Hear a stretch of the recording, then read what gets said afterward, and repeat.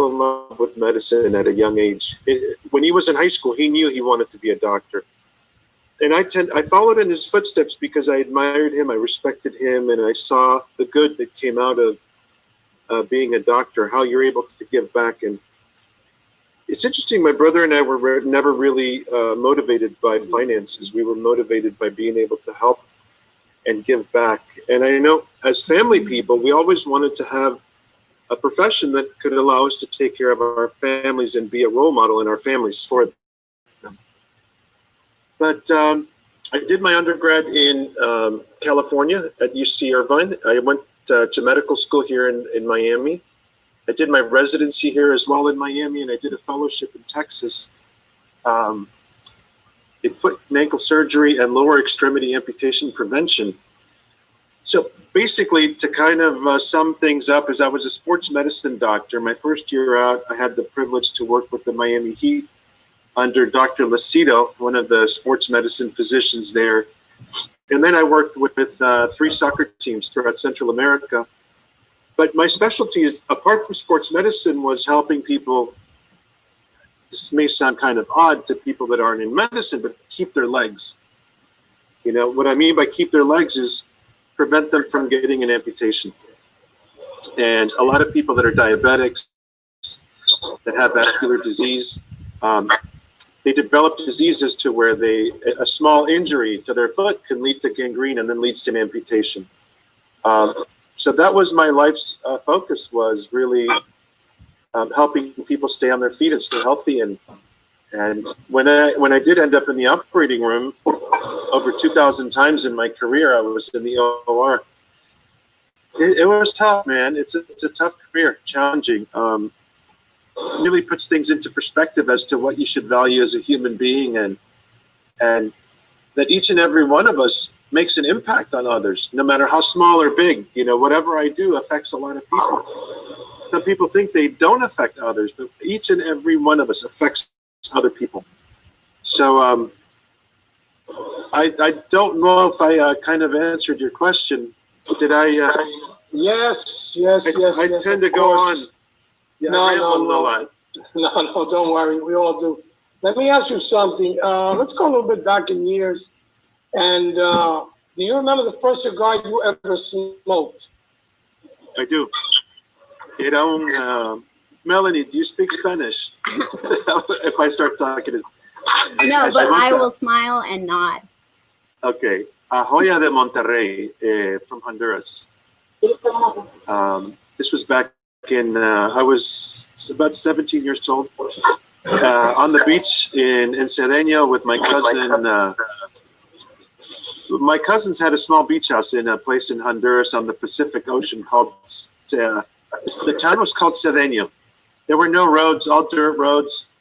If you had a house on the beaches, because it took you about probably 3 or 4 years to take the bricks there and build it, because there's really nothing there, and people would build beaches there just to get away houses on the beach there. But it was a Joya de Monterrey, Honduran made.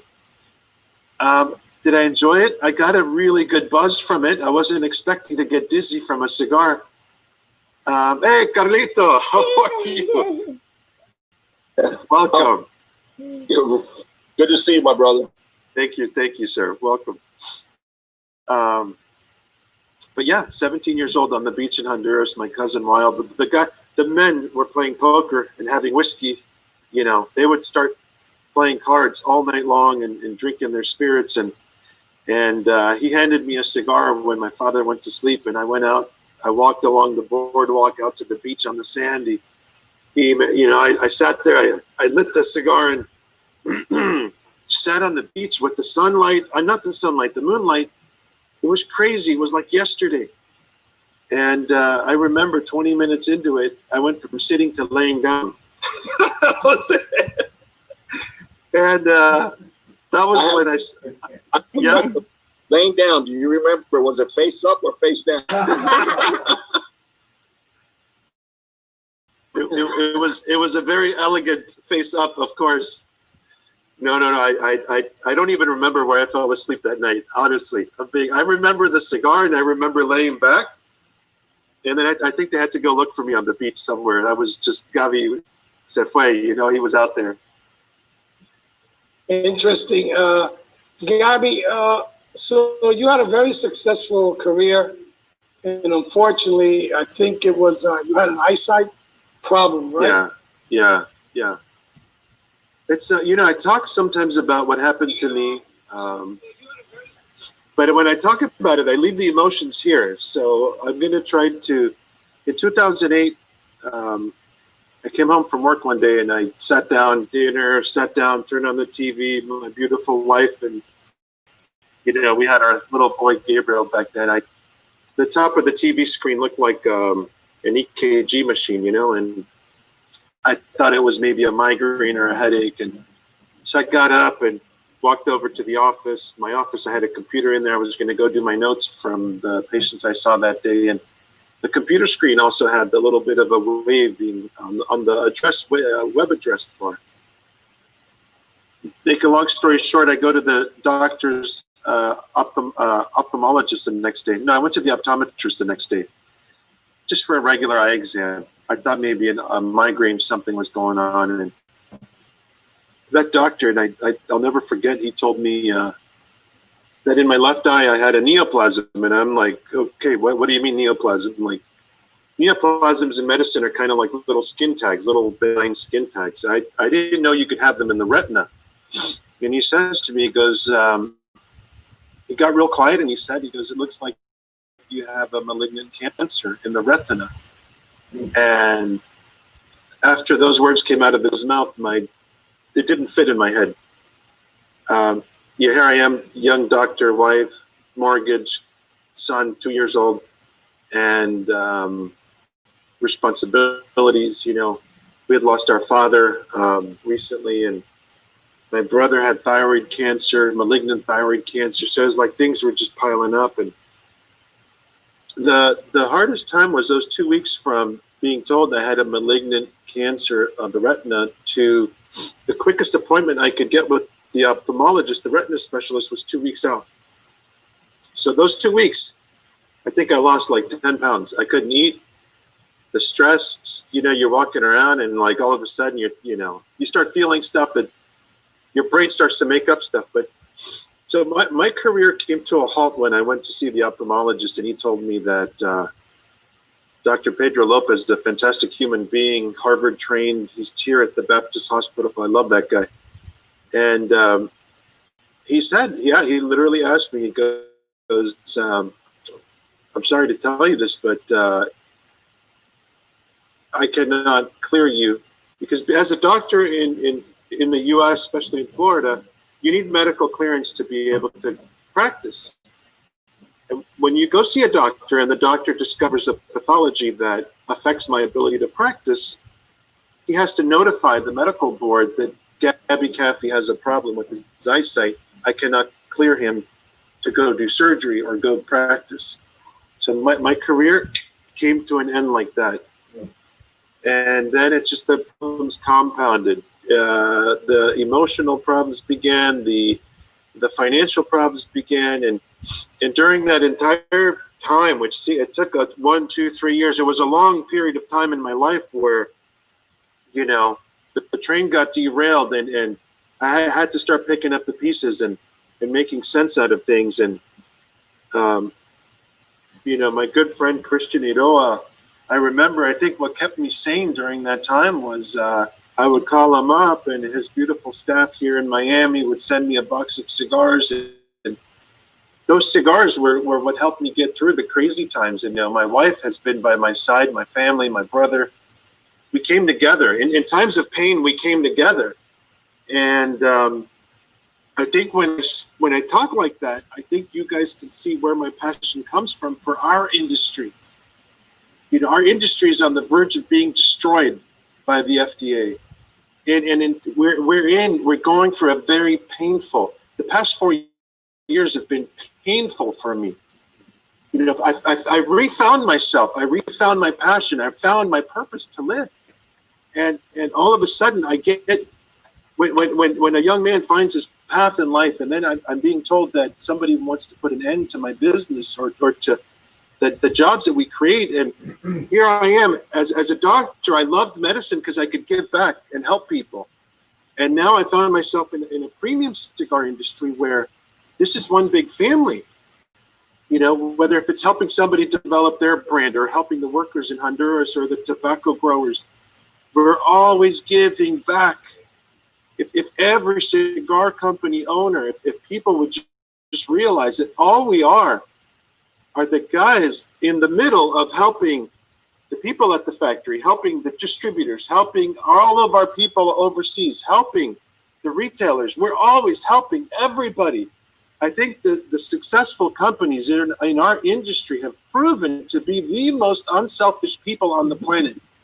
And that's the beauty of me being able to sit here with you guys, is the humility that you guys live with to invite me on your show. I am so grateful. Me and my family, everybody at the Boutique Cigar Association.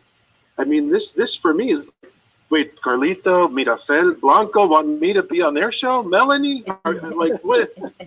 So for me, I think suffering brings a lot of, when you suffer and you go through pain and you stand up and, you know, you're really always, it doesn't matter how many times you fall, you get up. And for me, this industry really is, we're pretty lucky, fortunate, small, big, I don't care. 5 years in, 10 years in, 100 years in, this is the greatest industry in the world. And I'm going to always defend it and protect it and put my best foot forward because it's worthy of it. It really is. Well, Gaby, I mean, an amazing story. I knew about it, and it's what you've done. I mean, but let's go to, so you can't practice anymore. So what inspires you to come up with 1901 cigars? And I think you could talk a little bit about Rolando Reyes. Before Gaby answers that question, I want to read out a comment which Armin Caprielian writes on the Facebook page, because I think it's very appropriate and it's very beautiful. Gaby, this says, when one door closes, another one opens. The medical world may be deprived of your excellence, but the cigar world and the cigar industry gained a rare gem. Cheers, brother. And that wow. Message is beautiful. Thank you, guys. That's beautiful. Thank you, Armin. Thank you. You know, Jose, you...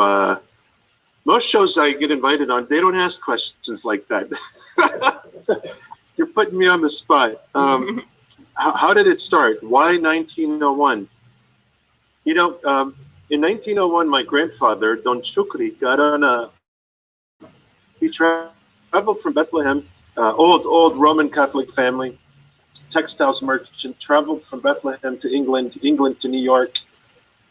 He's on the registry over at Ellis Island, August of 1901, traveling through that part of the world. And he was searching for a family that had found their way to Chile.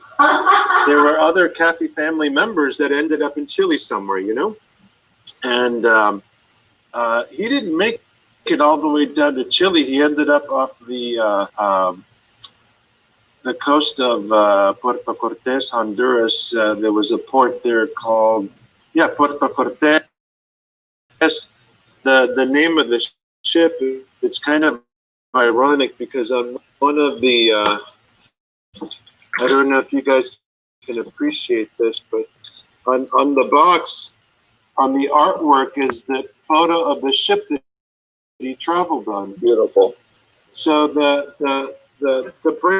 brand tells a little bit of a story, you know.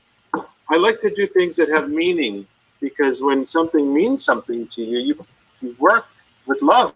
Father's legacy of traveling to Honduras in 1901 was relevant to that year. And then I remember grandmother had passed away in the mid 80s, but I never knew when she was born. And I saw a photo of their gravesite at the cemetery in Honduras. And the graves in Central America, like Honduras, are very elaborate, not like here in the US where you just have kind of like a tombstone. It's a big, beautiful marble inlay with, but the year my my grandmother was 1901. So I really fell in love with the 1901 because of that's the year my grandfather arrived, and that's the year my grandmother was born. And of course they married later when I think they were about 15 years apart, but that's the Kafie 1901 story, and that's why we chose that. I chose that name and that brand, and I think there's people in our family that don't even know why the 1901 is so relevant. But you know, it's relevant to me, Jose, and that's all that matters, right? Definitely. So when you start, what factory did you start at? You know, I started working with. It wasn't easy. I had dabbled here and there. I was studying tobacco, and I say it's studying tobacco because there was a guy, man, back in 2012, 2013, that was working with a factory in Nicaragua. And this guy was working on a blend that just, I think that blend revolutionized people's impression of cigars coming out of Nicaragua.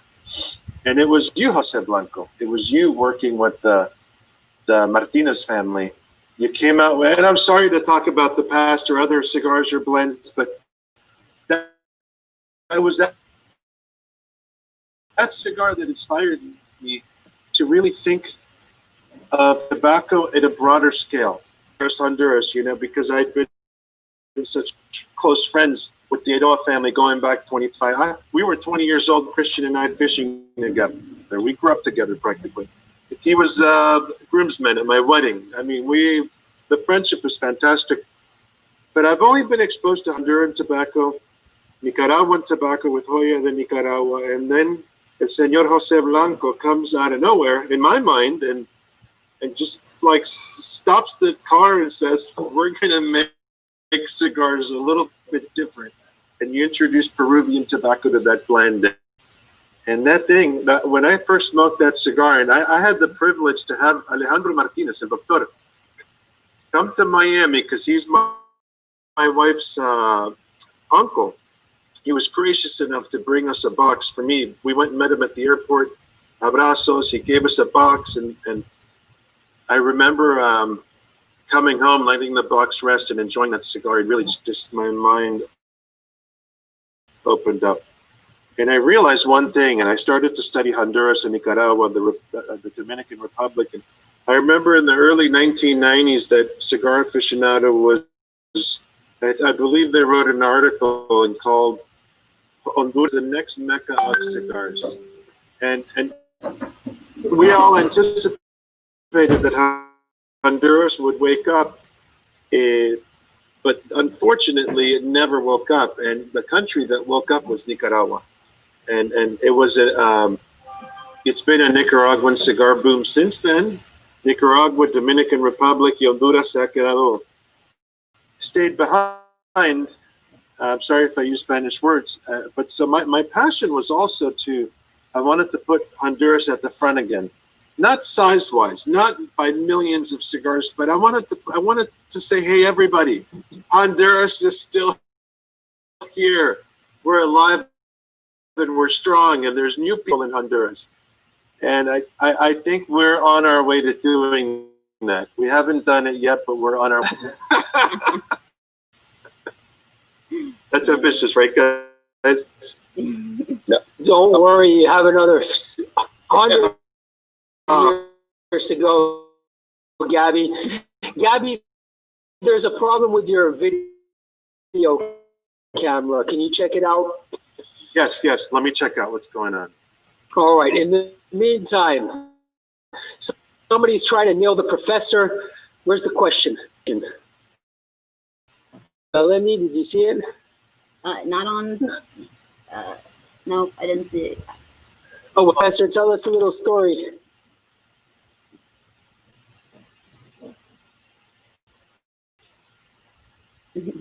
Well, the cigars are really good. The San Andreas is delicious. Of course, they're very good, Melanie. They're Kafie cigars. You know, one thing that I do remember when Dr. Kafie speaks about, Honduras and everything, and the next boom. I remember in the 70s, Honduras was the largest producer of cigars. Honduras was the Mecca cigars, and that's where it really all started before Nicaragua.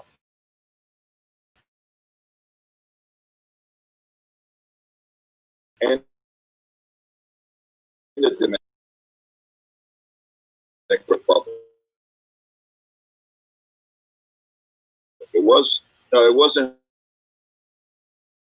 Honduras growing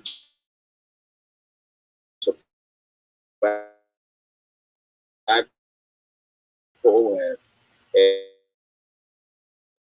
and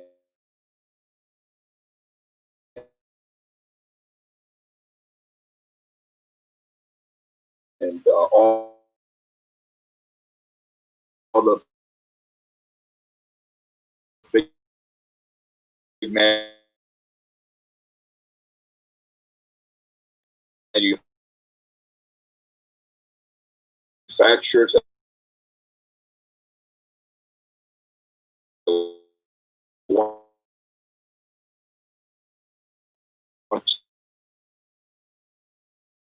time U.S. tobacco.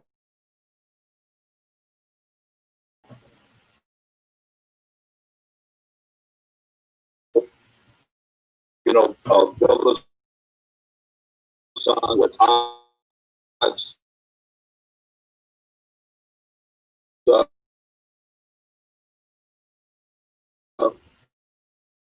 Became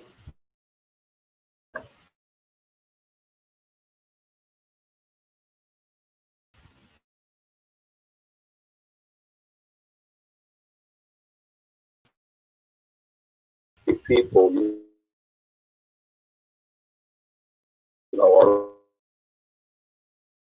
around the rate,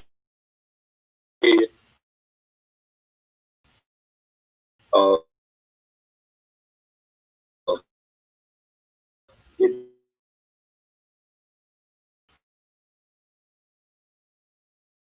the Honduras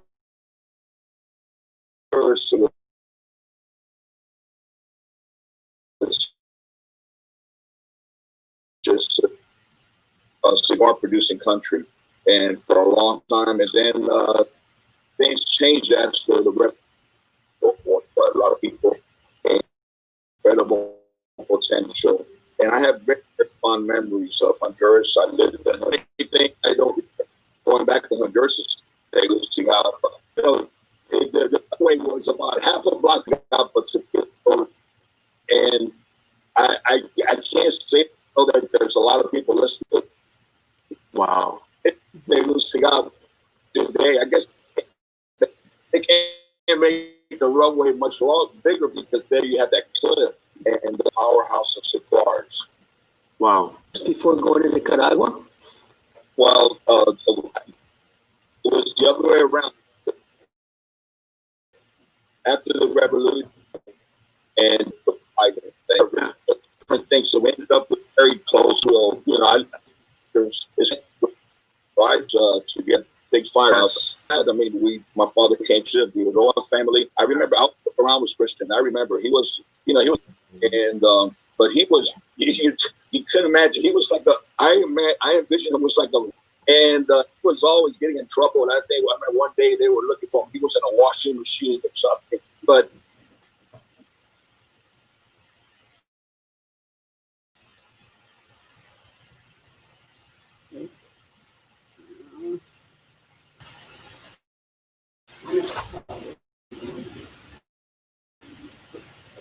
I want to just share when this pandemic hit, just to go to show you how this industry really is. When the pandemic hit and we were closed for a couple of months, I got a call from Christian Roar, and he says, "Carlito, brother, how you holding out? This and that, da, da, da. I just want you to know something. If there's anything I could do for you, to help you, myself, any one of us, you got full support. All you have to do is just ask." Those kind of things, and his father. It's just great relationships. So I'm very happy that you brought that up, Gaby, about the relationship industry, and we're just a big family. It is. It is. I have found in my short number of years in the industry that if you when you keep your eyes due north, um, some people leave your life, but then you find out that the right thing that I want my children to thank you all for giving me the privilege to speak is that this is a record. You know, in the old days, I would, I have a log that I keep, a journal. Every day I have a journal that I keep. And since I started my company, I have a page for every single day how I've gotten to where I am today. Because I don't ever want my kids to not know how we got to where we are. And it's things like this that I want my kids to remember how much I love them and how humble I am. And the invitation to be on this platform is a sign from God that we always do the right things. We always do good things. We always help people. We help protect the industry that we're in. And everything else will fall in its place. Don't be chasing it. Just do the right thing each and every day. You know, it's that beautiful thing about doing the right thing when nobody's watching. That's what makes the difference. In you look at a company like the Fuente company, 110 years. Tremendo honor. Thank you. Thank you for being the example to all of us, the Meerapfel family. I don't know the entire history of your family, but I know just a fraction of it, and I admire so much what I've heard about the Meerapfel family. Jose Blanco, you as well. You as well. You know, if I'd start talking about your resume, we'll be here till 8 p.m., I think, Eastern Standard Time. And the page for the book of the professor yet to come. His best days are yet to come. That's what's amazing. Beautiful. Beautiful. And beautifully said, Gaby. So true. Thank you. And, you know, Melanie's a part of this whole entourage, and I respect everything you guys are doing. You're with the times, you're current. The world may be changing, but it seems that you guys are always leading the pack. And when I heard Jose Blanco was joining Fuente, that's when I really, really sat back, and my little voice inside my head was, wow, you know, God truly does have a plan bigger than all of us could ever imagine, you know? So I'm excited for you guys as well. Congratulations. Well, you mentioned in life, you know, sadly, some people leave, but then others enter. And I, speaking for the Fuente family, and I hope I speak for the industry, we are very blessed to have you enter the world of cigars. And even though it doesn't matter if you've been here for 1 day, 1 week, 1 year, or 50 years, wow, your contribution is right at the top with all the great ones who have given their lives. So thank you very much. Thank you. From our hearts, thank you. And let you do it from the heart, and you'll continue to do this forever. I'm honored and I'm grateful. I truly am. And for me, it's not about, you know, I'm very competitive, but like I had a talk with my son this morning, is be competitive, but not with money. That's the easiest form of competition, is to go after and chase. You know, I have a saying, and I'm sorry to speak, maybe I'm being out of turn here, but God made everything in this world, you know? He made everything in this world. Everything our eyes see and our hands touch and everything we smell, he created. But what he did not create is money. God did not create money. Man created money. So for a man to dedicate his entire life to chase the one thing that God did not create, we're going down the wrong path. And what happens is, one of my medical school, the dean of our medical school, our first day, he said to us, to the freshman class at the medical college, he said, if you are the best at what you do, and I don't care what specialty you go into, he said, if you are the best at what you do, you'll never have to worry about the money. The money will come. And so our focus, myself, my wife, the family, is on being able to achieve things that money can't. And it's painful. Like I said, it's a huge sacrifice. I mean, I get stuck thinking about it, because for us to get here today, it's been so much pain, sacrifice, hard work. You know, you know, this I never get like this, you guys, but it's such an honor for me to be with you guys. The level of passion, and sometimes I give up spending time with the family, but you know, I know that later in life they'll understand, and I'm hoping that with time and through the grace of hard work and guidance and always doing the right thing and helping others, I know that we're going to get to where we belong. And thank you guys for having me and allowing me to speak and share my story. Cigars, let me tell you, I mean, I'm going to be a little bit blunt here, but everyone thinks it's easy to make a good cigar. Cigars are a pain in the ass.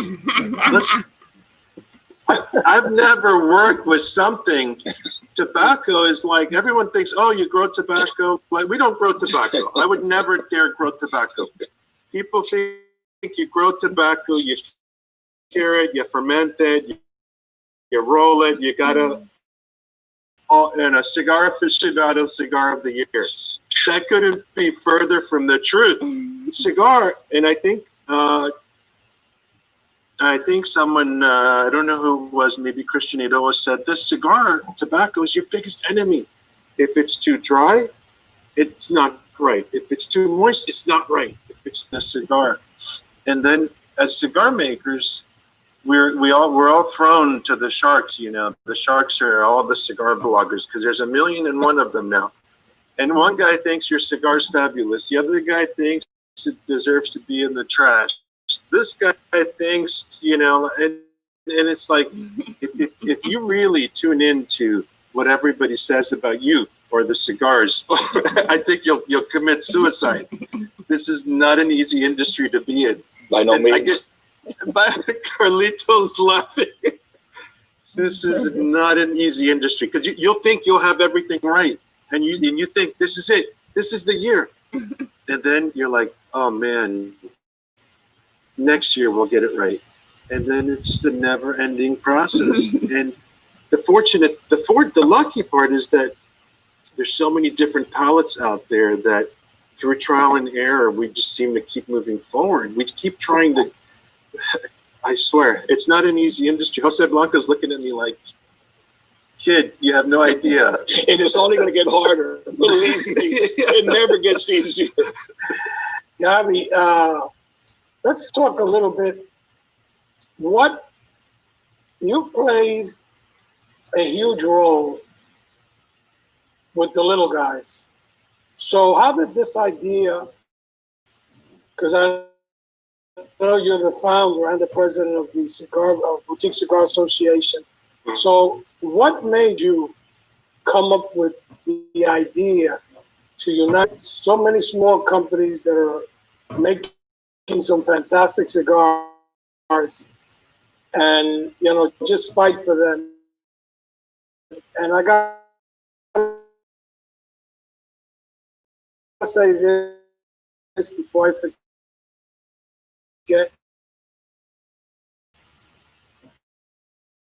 Even though you're a small company,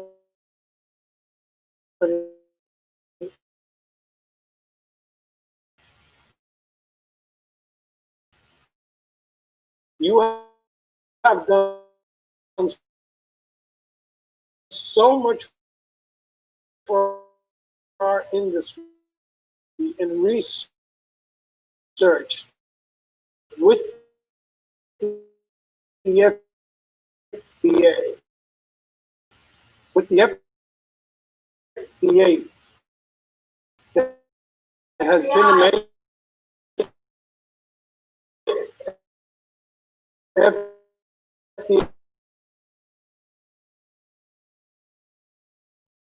FDA that has been amazing for us. Thank you. Thank you for that. Thank you, Jose. I don't do it for recognition. I do it because I think it's my purpose. It's my purpose. It's my calling, you know? The Boutique Cigar Association, on August 8, 2016, the FDA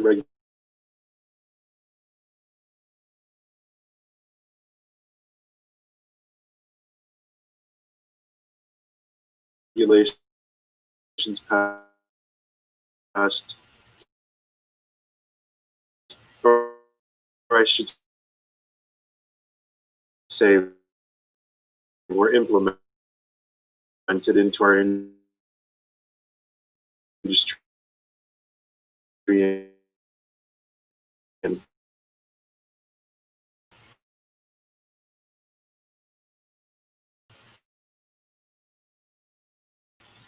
I noticed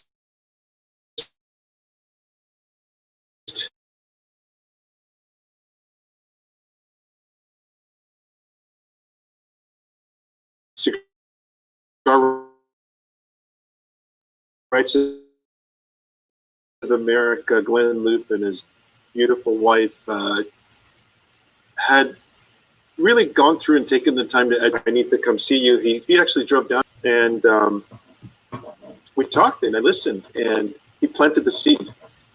And then I started down where I was, you know, the circle of the peers that I had, you know, which were at the time, the Reyes family. And a lot of people, because of being in the industry for so many years, I think they just kind of got tired of, oh, we're grandfathered, we're fine.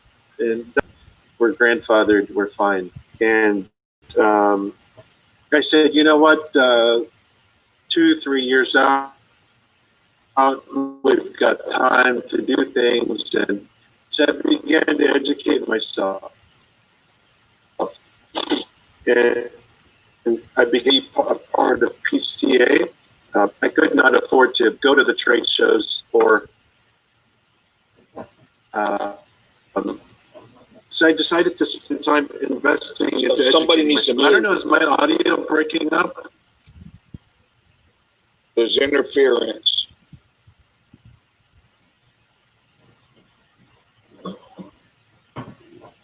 little bit. Yeah. Not only that, there's like a big delay in time. Okay, you sound clear now. Okay, you do too. Perfect. Thank you, guys. Thank you. Tell me to shut up if I need to. It's not just about making cigars. It's not just about sourcing tobacco. It's now we have a whole other problem here. So my cigar company became, my brain split into two.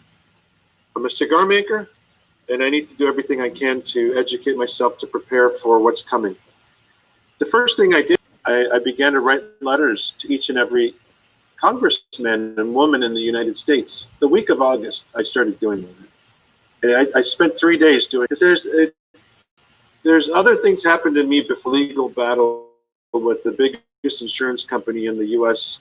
non-disclosure agreement. But in order for me to properly challenge that insurance company, we had to change to be able to sue them. As we've been through national mission to change the statute in order for me to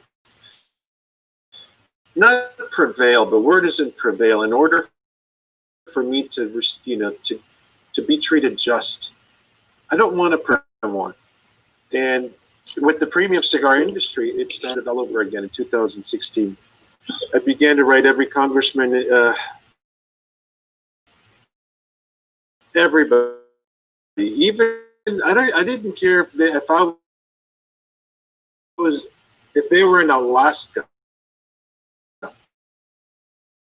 I was writing them a letter. Everyone, because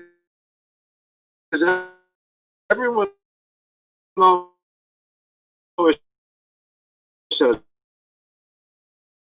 "Oh, you better go visit your local representative, visit